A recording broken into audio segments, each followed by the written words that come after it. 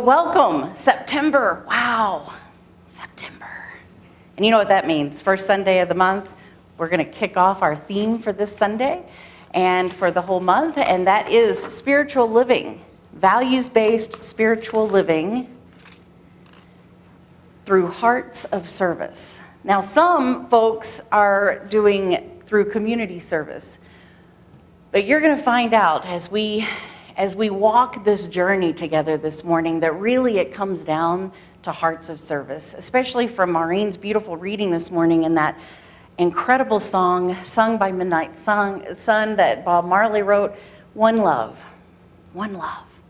Let's get together and feel all right. So wow, what a week. You know, I am just shaking in my shoes, even standing here, getting ready to present to you the magnitude of what I feel in my heart, in my soul, in my gut. Everything that has conspired this week has been soul moving, hasn't it? And I see some heads going up and down going, yes, it has been. Holy cow. So you know how I always like to start out with something funny because we've got a pretty profound morning to cover. So here we're gonna go with the funny slide, and I know some of you will understand this. I'm always a little sad after Labor Day because I can't wear white anymore. And then I got to thinking, what is that all about? Why can't we wear white anymore after Labor Day? I mean, what kind of strange, weird custom started a long time ago that says you can't wear white after Labor Day? So just like the stormtrooper there that's weeping into his hands, I am setting a new custom, and I'm going to wear white after Labor Day. I am going to live life risky from this point on. To heck with those old customs. If I want to wear white, I'm going to wear white. Is anybody else with me? Right on, right on. Awesome. Because I like wearing white, and we're good with that. And did you know, on my trip to Alaska many moons ago, you're to wear white all the time there because white deflects mosquitoes. Mosquitoes don't like white. So another good reason to wear white. And maybe that's why they did in the summertime, I don't know. But my intention all this time for preparing for today's service was to honor Labor Day and workers everywhere and people who give of their time and their talent and their experience and their wisdom to really honor that. And then to, of course, explore how this teaching works in the working life, how we know that as we serve, we are served. We know that there's never a time where we can outgive God.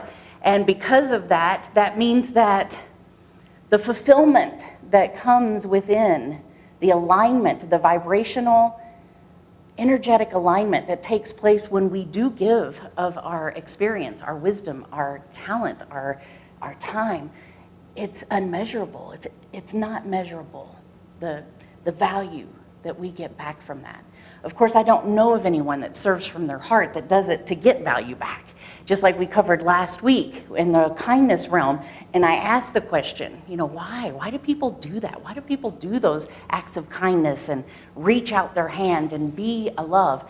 And as you remember, Art, who is sitting in the front row, he says, because that's who they are. And that is exactly right. It's because that's who we are.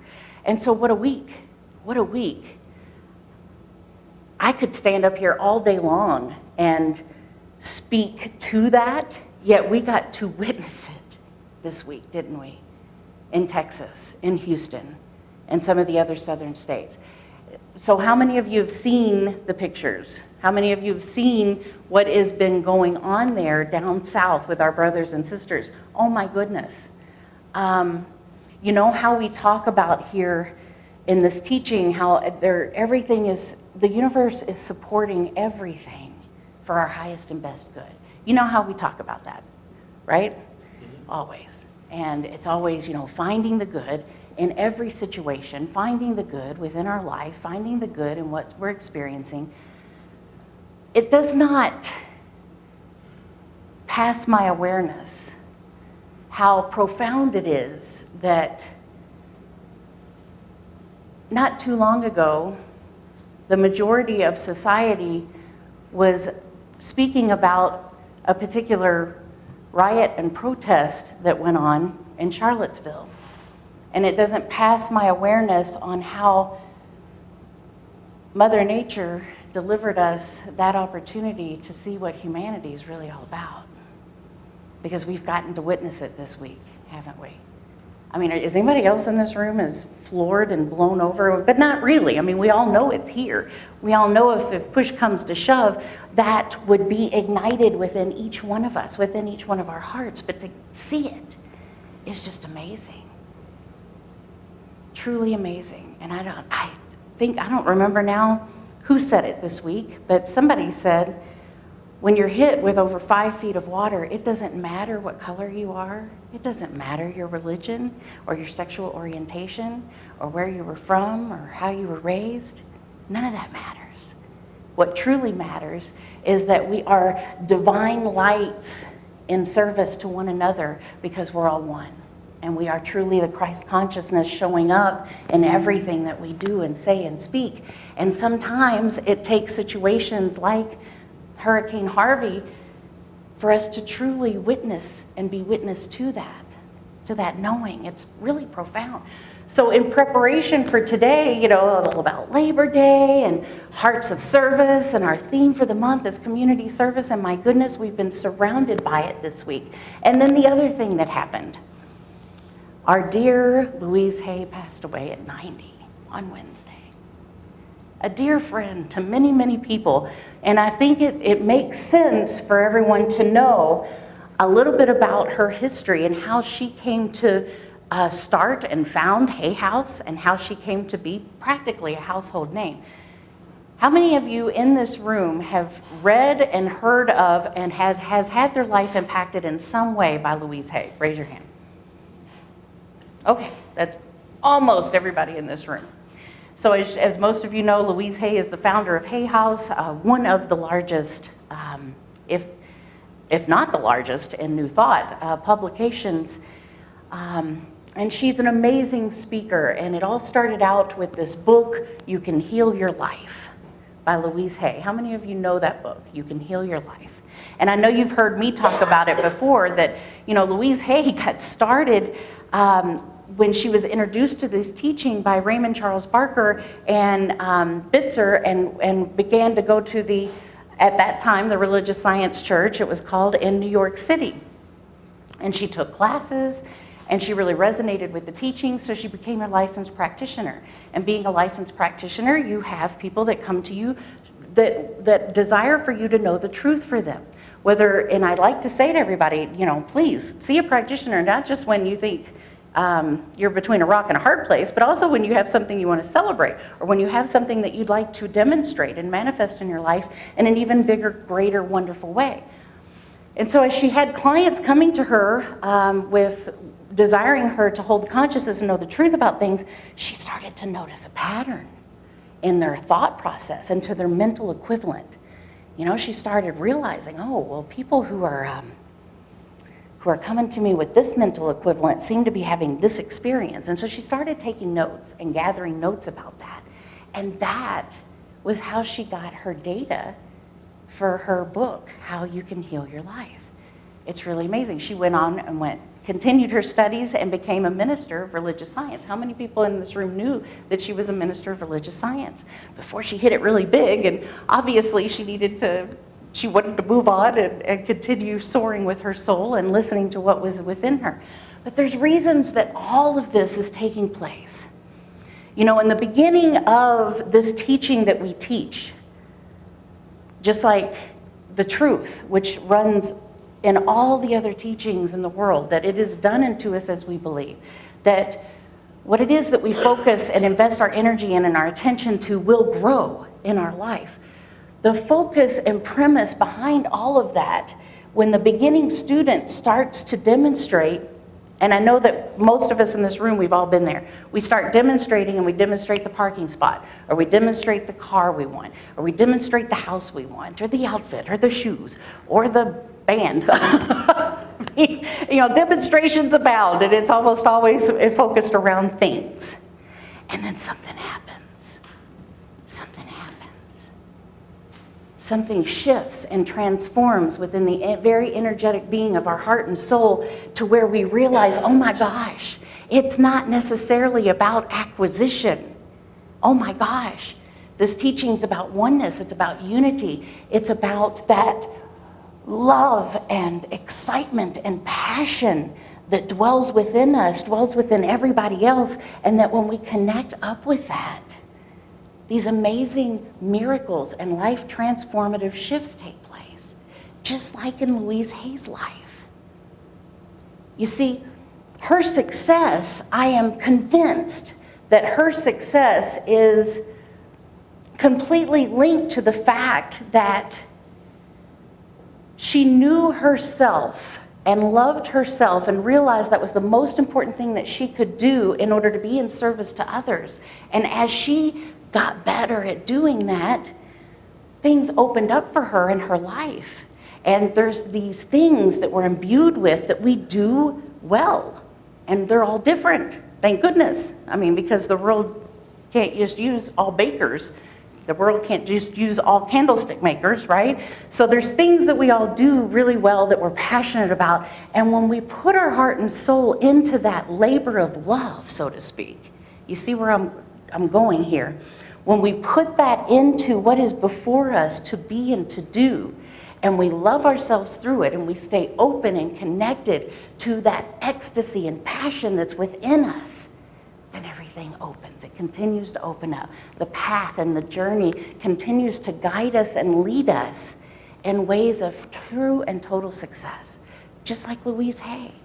I think folks can say that about Oprah too. You know, we all know her history and how she started out.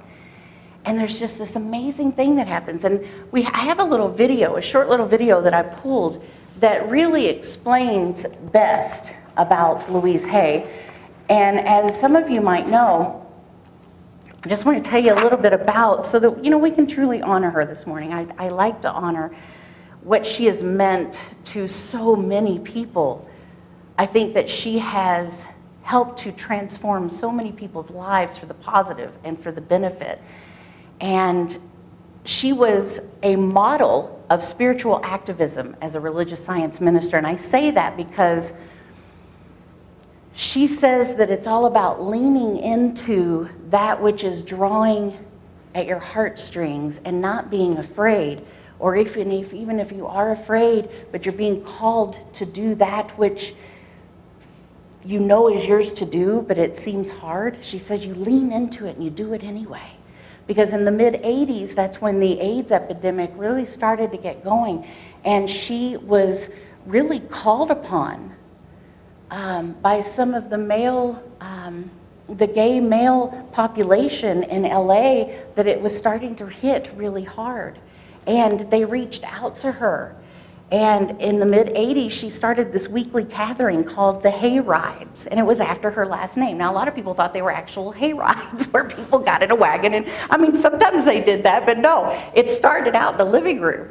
It started out in the living room with mostly guys gathered that were really looking for how do we deal with these feelings we're having, and how do we deal with everything that comes with recognizing and realizing what was going on in the mid-'80s around AIDS. And it was all about love and compassion and loving yourself. Our minister out of Atlanta, Dr. David Alt, was a dear friend of Louise Hay, and he went on tour with her with those hay rides. And he wrote a little summary this week about it. And he says this about those meetings, that it all started by a phone call by a diagnosed man pleading with her to help. So they started in a living room, small little group that tripled in size the next week, and then tripled in size, and then tripled in size. And so it just grew bigger and bigger and bigger, and it's because she became willing to be a beacon of hope. Now, Mr. Rogers, how many of you guys remember Mr. Rogers, right? So Mr. Rogers says, I'll never forget this. My mother told me that in times of calamity, in times of trauma or in crisis, she told me to always look for the helpers, that the helpers were generally on the sidelines, and that it's important, and this is linked to my message last Sunday, it's important to draw attention to the helpers and to what they're doing, because it gives everyone hope. And that's what Louise Hay did. Because we know that in order to heal, we must first believe that that's possible. And in believing that's possible, we've got to have hope, right? In order to heal the consciousness of humanity of whatever dis-ease is coming up for us right now in the world, we need to have hope. How many of you guys saw hope this week? Hope, like real, raw, amazing hope. I did. I had an energetic shift around that. So it's a short little video, and I might even cut it off before it's done. But let's hear Louise Hay explain it in her own words, much better than I could do this morning. There was no self-help section in the bookstores, and now it's the fastest growing one in all the bookstores. Yeah. You're 81, as you mentioned now, so you've been at this for a long time. How did that happen for you? What created? Well, it unfolded. One day I heard somebody say, if you're willing to change your thinking, you can change your life. And I thought, really? Really? Is that possible? So I started to explore. And I came upon a book very early in my career by Frances Scovel Shinn called The Game of Life and How to Play It. It was written in 1926, which was the year I was born. And I identified with her very much because she was very strong and affirmative, and she was into affirmations. And that meant a lot to me, that book at the time. So I started to study more and more and more and change my own life. My own life became much better.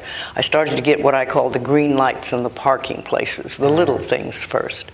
And the more I studied and the more I practiced and the more I was willing to forgive and to appreciate life and to have a lot of gratitude, the more my life changed for the better.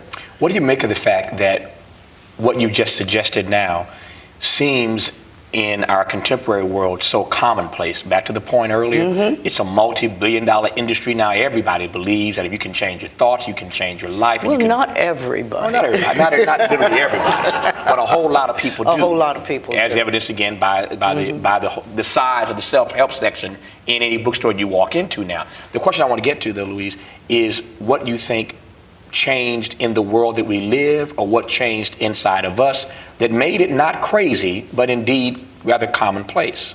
Yes, well, we learned that it was true. And I think that people started to practice and do simple little things that made their life, improve the quality of their life, as I call it. You know, some people use this to get things, but it's no good getting things if you don't change your consciousness, because things don't make you happy, only for a very short period of time. Thank you. So that's the perfect setup and premise for what our message is all about this morning. Is we would better spend our time using the law than arguing over it. Our position is to be proven by demonstration alone. That's the true test and the true final test of all theories. Louise Hay proved that test of demonstration in her life. And she speaks a little bit about it at the beginning. Well, at the beginning, I got the red lights, I got the parking spaces. But then something happens when we stick to it.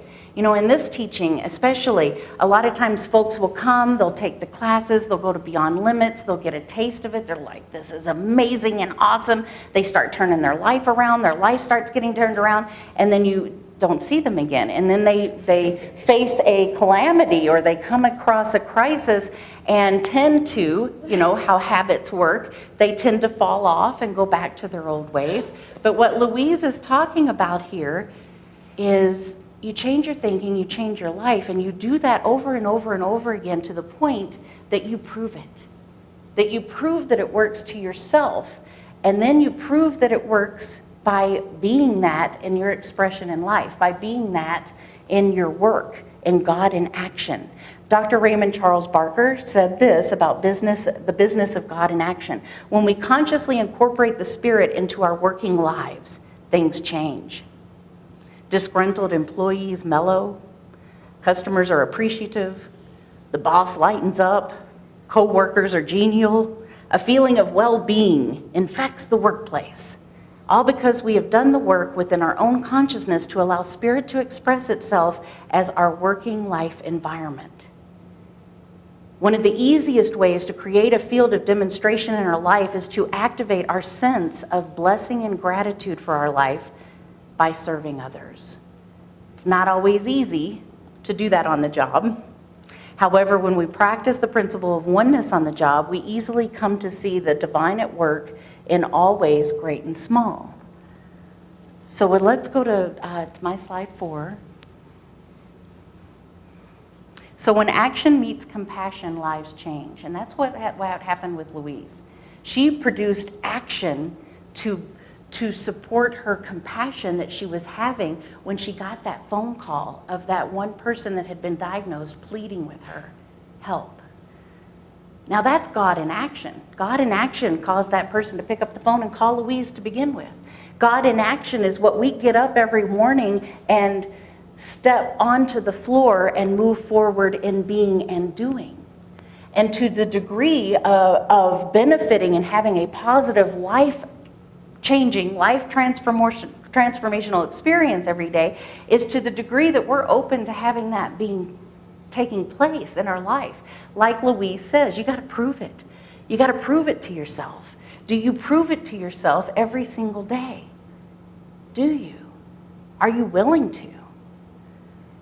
Are you willing to take the teaching and what you know to be true? And I would never ask anybody to practice this on something that they don't feel is true, but are you willing to take the teaching of what you know to be true and apply it consistently over and over and over again? And then watch the life of yours evolve and unfold in a spectacular way. Now, all of you might not want to be founders and owners of a huge publishing house, but I would imagine you've got some passions inside of you. I imagine you have demonstrations and manifestations that are just bubbling up inside and cheering to be let out. Are you willing to do that? Anybody in the room? Got some folks in the room? Right on. That's great. Awesome. So let's go to the next slide, please. Do you know what this line is? This is a line in Houston. And a lot of people would think that this was a lineup for maybe assistance or food or shelter. This is a line of people lining up to volunteer, to serve. They've come from other places. The city is just being inundated right now with supply shipments and volunteers. That how many of you felt it this week of watching this unfold and saying, I want to do something. There's something stirring within me. Yes. Frost is back there going, yes. You know, I want to do something. You know, a lot of times when we're physically separated, we can feel like a little helpless, like there's not much we can do. And being the regional support coordinator for CSL in this region, myself and the practitioner coordinator, Christine Betts, kind of had to jump on this real quick this past weekend. Social media was used a lot this past weekend to help people, get them rescued off the roofs. We had congregants and those centers down there that had no way almost of reaching out, people who were literally on the roof. So we were busy getting people safe. And then as soon as the people that we knew of that needed to get safe, we got busy putting some plans in action. I contacted the centers down there. We got them set up with links. We have Michael Gott, who has agreed to, because it's his center and folks in his center that was hit the hardest, to be the central local point for donations, financial donations. And all of this information is going to be placed on our website after today, but I wanted to announce it to you guys that this is what's going on. Another thing about what's going on there is that will be placed on the website is all these different links depending on what your passion is. You know, we just like in our work and our giving of support, we can do that with what our passion is, and that is there's a link for helping the homeless. Specifically, there's a link with helping people with medical needs. There's a link with helping children. There's a link for food, helping people with food, and a link for helping animals, and a link for helping farmers. So there's these different organizations that have come forward and said, all of these areas have great needs right now, and whatever areas pull on your heartstrings, that's the areas that they're asking for you to give assistance. Now, on a side note, with all the different supply shipments that are starting to come in, they're very grateful, but some of them, a lot of them, are shipments of items that they don't really need, like prom dresses and high-heeled shoes and makeup. You know, they're saying, thank you so much for thinking of us. We really love and appreciate it, but this is what we really need really badly right now. And the list may change. Now, Brene Brown's done a great job of putting the word out for underwear. And people have really stepped up and they've shipped lots of new underwear. You know, they need things, and just imagine this for a second. Can we go to my, just to get the visual, go to my slide of the pictures of them in Houston. Thank you. So just imagine for a moment, everyone in Denver, every single person in Denver, the city of Denver, their homes flooded. Imagine everyone in your neighborhood, your homes have flooded. You have absolutely nothing. What do you think you need in the next few days, in the next few weeks? They need pajamas for all the children. They need underwear, which I think they've got a good start on it. Believe it or not, what they are in need of more than anything in the world is women hygiene products and diapers. So check out our website, check out the list of all the different areas, and as you feel compelled to, reach out and serve and assist as you can. Now, we're also keeping an eye on Irma. We've got another major hurricane going on right now, and the forecasts haven't decided where it's going to make landfall. So that's where our prayers kind of come into play. And I know this, having been a resident of St. Petersburg, Florida for 16 years, prayer works. Prayers work. You know, when we set up a network of prayer, anytime we were set to have a direct hit, we just got everybody in the city just praying and holding consciousness, and it works. So they need our prayers as well, not just our financial assistance and supplies. So with this picture, it's one of many, one of thousands that are out there. And so I just want to ask, as you step out to give assistance, think about what you would need if you had absolutely nothing. Just think about what that would be, and then supply that support in that way. So that, to me, is the business of God in action. That, to me, is the business of God in action, and how we can step forward and say, okay, remember how I've said this before? Today, you, tomorrow, me. You know, we're all one. And today, I may have the ability to offer assistance to someone in need. And tomorrow, I may be that person, because we're each taking care of each other. And as Louise pointed out, and if you know of her work, this teaching has the power to change the world. If we all took into our hearts and knew that it is done unto us as we believe, and that we are truly all one, and it comes down to the humanitarianism that we got to witness firsthand this week.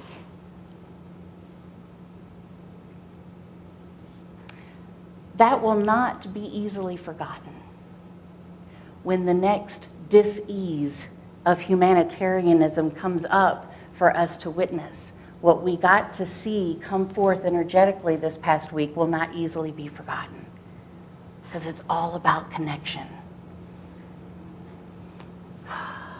So, Ernest Holmes says we should allow the gifts of life to flow out to everything we touch, everyone we meet, every situation we contact. Then, wherever we go, every situation is blessed, every person is helped, and every discord is harmonized without our even being conscious of it. It's about that second step that I was talking about of what happens when that deeper realization of the infinite power and presence, it literally blows our belief to the next level. It blows our belief to the next level of understanding, where the scales of prejudice literally give way to understanding, and we sense that there's truly a law that is backing our play every time we turn our thought that way. I like the way that that's written. It turns our play every time we turn our thought that way. Knowing this, we start working with the law in every aspect of our life consciously, which means we move from getting stuff into a spiritual practice. So where I want to go from here is Joel Goldsmith says there's a reward that comes in the feeling of serving one's fellow man. not for each other at all. We are serving the Christ within, we're serving the divine within. And it makes no difference if we are serving our family, makes no difference if we're serving the Red Cross, if we're serving anything and anyone, we are serving the divine within. It's our devotion to that truth of our being, which is God. It's the devotion of that that is made manifest in every area of our life. So true givingness is the transmitting of the self to everything that we do. It does not matter what it is.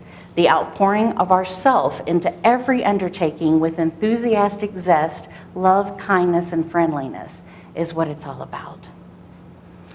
So let's go with the small acts, when multiplied, can transform the world. This is what we really got to see this week, I think, in Houston and some other areas. You know, there are a tremendous amount of people that were rescued this week. There's a tremendous amount of people that at this moment have everything pulled out of their homes, and the rebuilding has already started, a new drywall put in place. And then there's the beautiful Cajun Navy that showed up. You guys know about the Cajun Navy? You know, all of those people in the southern states that had boats, they all hooked up their boats, left their families, left their jobs, left everything on their plate that was to do for the betterment of their life, and they went to Houston and the surrounding areas and just started saving people, because that's what they needed. They needed small boats to be able to get around and get people off of their second stories and off their roofs. Tony's brother, he was stranded. He was stranded in a second-story apartment building in Houston. And people with their pets, they had different decisions to make. And then that Cajun Navy came out and started rescuing all the animals too with their little boats. It was just amazing. I mean, don't you guys think that's just amazing? And I love knowing the fact that when push comes to shove, that's what shows up.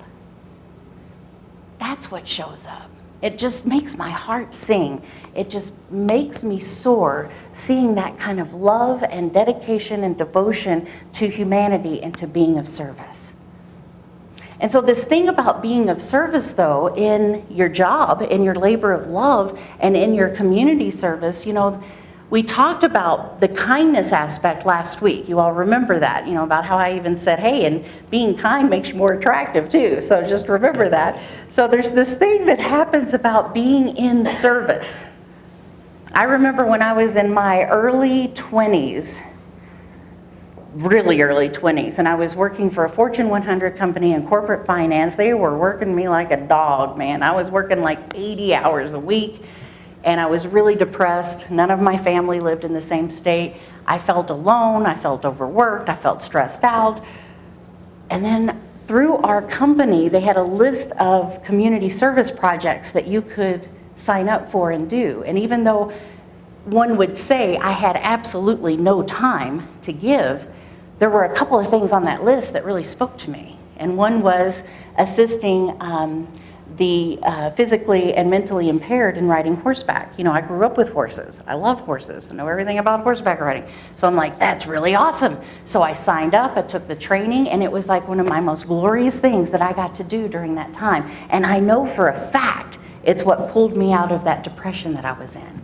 I know for a fact. So this idea of rising up and being in service and giving of ourselves according to what we're passionate about, it's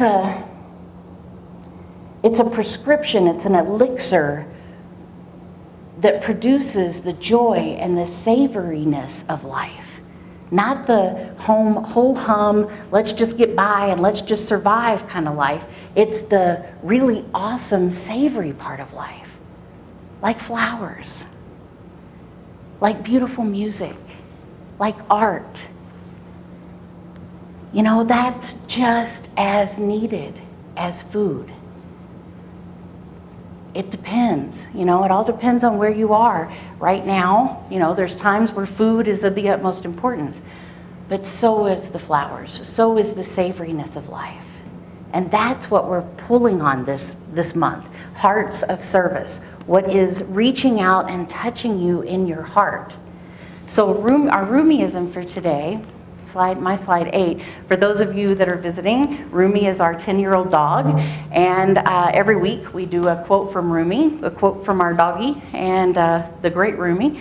And here's our quote for this week: wherever you stand, be the soul of that place.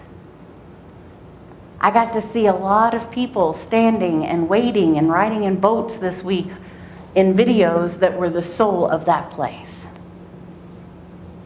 Where this past week were you the soul of that place?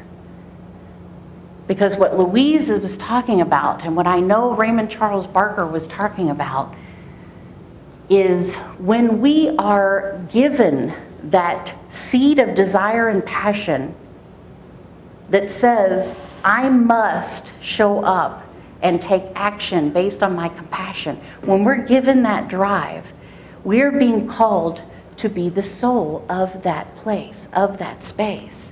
So we know what it's like to go through life and just show up. Or at least I know what it's like because I've done it before. So I imagine some of you have probably had that moment of just showing up, just going through the motions. And then we know what it's like to be invested. We know what it's like to literally be passionate and to believe in what we're about. So I am inviting all of us to sign up and be of service in that which we are passionate about. I'm inviting us to be the bringer of that Christ consciousness, of that divine consciousness, to that which we are about, to that which we're about doing and being. And if you can't do that, you probably don't need to be about that or doing that. Or maybe whatever it is that you can't bring your passion and divinity to, that may be taking you away from that which you need to be bringing the soul of yourself to. So just keep that in mind. Because to me, it's really all about that. That's our lesson for today, is being about that. How, in what ways are you serving, and are you showing up and being the soul of that place? So 13, the kindness calendar, I brought printouts of this, and one of our congregants now, oh man, what a week, let me tell you. We've had the Hurricane Harvey experience dealing with, and Louise Hay passing away, and then in our community, we've had a lot of things going on. We have people moving this week, we've had emergency surgeries take place. So right now, I also would like to invite all of us here to go drop into your heart and put your blessing of love and support and peace to all of our brothers and sisters who could not be here today, but they're about bringing their soul to where they are right now. So let's just take a moment to do that.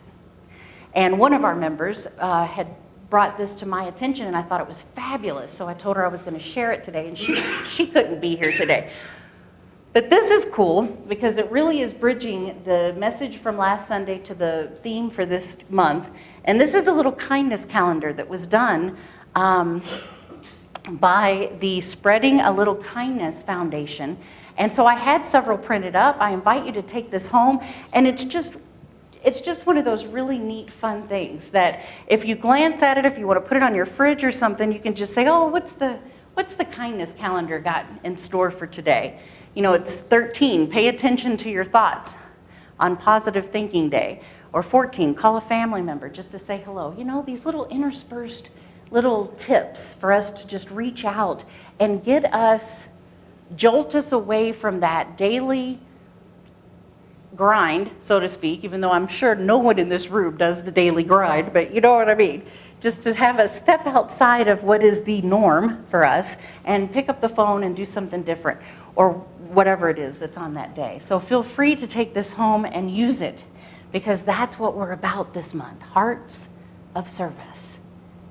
And we need to serve ourselves first. That was Louise's premise, is love thyself so that we may give to others. So 14 is our affirmation for the day. So everybody, let's say this together. Today, I practice recognizing and serving the Spirit in others as myself. that good? Do you think we should do it again? It's good, or do it again? Again, I'm thinking that, because let's bring the soul to that. Let's bring our soul to that, meaning let's feel it. Let's feel that. Today, I practice recognizing and serving the Spirit in others as myself. Right on. So we're going to go back to that slide of the folks in Houston, please. Thank you. One thing that I pulled that I wanted to share, one of the rescue efforts volunteers said this week: I've met more of my neighbors in the last 24 hours than I have in the last 20 years. What a great way to bring us together, right? What a great way to bring us together. So what it all comes down to, folks, this week, and our being willing to bring the soul to whatever place and space we are giving of our time and our talent and our experience and our wisdom, that really what it comes down to is the unity that we all share with one another is we're really just walking each other home. We are really just walking each other home. And Midnight Sun's going to do that for us right now.